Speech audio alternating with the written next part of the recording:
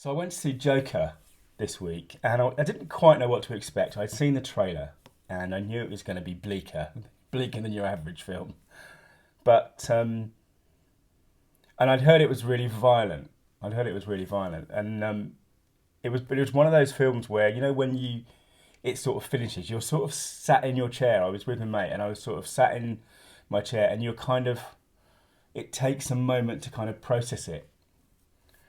And I thought it'd be really useful, interesting to talk about what we can learn as business people from that movie, both in a sort of story sense, but also in a general sense. Because, well, Seth Godin, who's one of my heroes, talks about how you go to the edge to find your market, to find your niche. And DC have gone right to the edge with this movie. It's an anti-hero movie, obviously, but it's also, in a way, it's an anti-superhero movie, an anti-Marvel movie. It couldn't be more different from the Avengers. Um, and I think that's a really interesting business decision on its own, and what they've created. And it may be a one-off. I struggle to see how they could do many movies in this kind of format. But what they've created by being so extreme is a movie that people are talking about, and you know I, is doing extremely good business. So that's one thing, and I mean, obviously you've got an amazing central performance from Joaquin Phoenix. It's not a kind of excuse me, it's not a kind of scenery chewing kind of Joker. It's in large parts extremely subtle, and it's mesmerising. I mean, you can't tear your eyes away from his face most of the time. And he's also got amazing material. And in, I think, Technique 6, we talk about using your pain. And there are mountains of pain here. Mountains of pain. And, what we have is we're essentially a descent into madness. I mean, he's not great when he starts, but then things start to happen. In that way, it's very reminiscent of The Killing Joke. So The Killing Joke was a comic book, a one-issue comic book that came out in the 80s, and it's by Alan Moore. And in that book, we have a similar kind of idea. We have an ordinary guy, really, who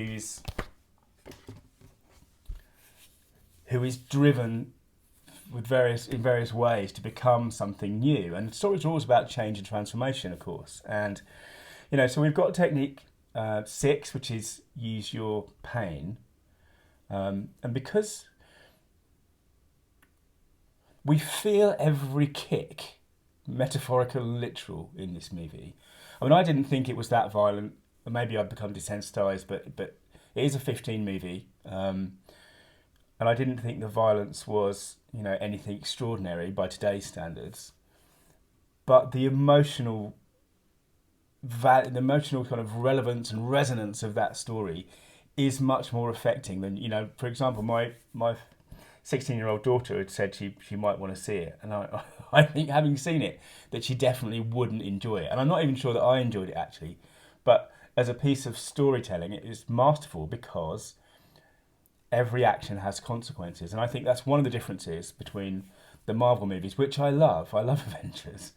But so much of the conflict in those movies has no consequence. When they're fighting, typically until the very end, there is no actual final consequence. Because you hear the sounds of the the fists landing, or whatever it is, but in general, it's not going to do any lasting damage. Whereas with Joker, you feel every blow. And Technique 20 on this channel is get emotional. Because emotion is the thing that draws your audience in. And even though here's a guy doing things that are reprehensible, you can understand, you can empathise, because you can see the journey that he's got there. And I think, from a business point of view, we've talked about how important origin stories are, haven't we? We've talked about how our personal sort of journey, our sort of leader legend, if you like, or the origin of our business, our brand, our product or service, these things kind of matter, because for your customers or your clients or your tribe, you get a sense of oh, this is how, this is why. You know, it's like that brilliant scene at the start of Indiana Jones 3. There's like a James Bond pre-credit sequence, pre-title sequence at the start of Indiana Jones 3, where he's a young kid, and in very short order, you get the whip, you get the fear of snakes, and you get the Stetson, you get the hat. And you kind of go, as an audience, you kind of go, oh, that's why, I understand. And, you know, I think in Joker, the pain and the emotion is so deep and so vivid that it creates this powerful connection. And as I've said elsewhere, you know, one of the things we're terrible about in business is using those kind of, you know, the darker emotions to show why we're doing what we're doing. But if you can do that, particularly in your sort of personal legend, your personal kind of origin story, it can be so powerful. And, you know, your story written well can really sell the business that you're in. And I think, you know, talking about writing well, I'm just going to end with this brilliant idea. I mentioned the Killing Joke, which I think, you know, is a great example of storytelling. And there's a lovely line in this, you know, because in that book, James Gordon is kidnapped by the Joker, and various awful things happen to him and the people he loves. And there's a line in that which is something like, the Joker's saying to Batman, "This is what I've proved, that the only difference between you and me, or me and everyone else, is one bad day." And I just, such a powerful idea. And I think here we see that played out over, yes, you know, several days or weeks. But, you know, the power of storytelling is right on show in Joker. And, you know, you may not enjoy it, but blimey, what a you know, couple of hours. Anyway, that's me. Happy Friday, and I'll see you in another video.